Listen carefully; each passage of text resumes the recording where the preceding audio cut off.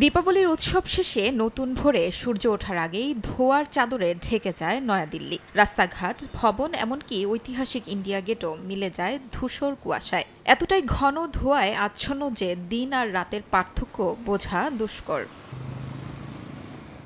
Swiss পর্যবেক্ষণ সংস্থা IQAR জানিয়েছে, দিল্লির বায়ুর মান সূচক ছুঁয়েছে 466, যা বিশ্বের সবচেয়ে দূষিত রাজধানীর তালিকায় আবারও শীর্ষে রেখেছে শহরটিকে।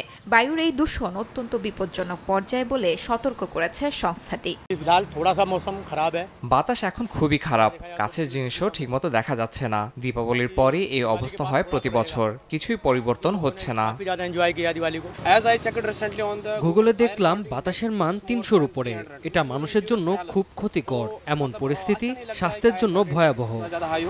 দেশটির সুপ্রিম কোর্ট কয়েকদিন আগেই রাজধানীতে আতশবাজির নিষেধাজ্ঞা শিথিল করে সীমিত সময়ের জন্য পরিবেশ বান্ধব বাজি ব্যবহারের অনুমতি দেন, যা থেকে প্রচলিত আতশবাজির তুলনায় 30 থেকে 50% কম বিষাক্ত গ্যাস নির্গত হয় বলে দাবি করা হয়। তবে বাস্তবে উৎসবের রাতে এসব নিয়ম মানেননি অনেকেই। ফলে আগের বছরের মতোই এবারও বিষাক্ত ধোঁয়ায় ঢেকে গেছে আকাশ।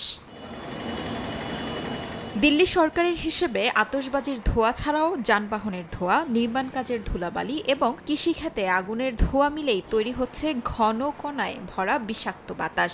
20 মিলিয়নের বেশি বাসিন্দার এই নগরে শীতের আগে দূষণ বেড়ে যাওয়ায় হাসপাতালগুলোতে শ্বাসকষ্টের রোগীও বাড়ছে। শিউলি রোজার, সময় সংবাদ।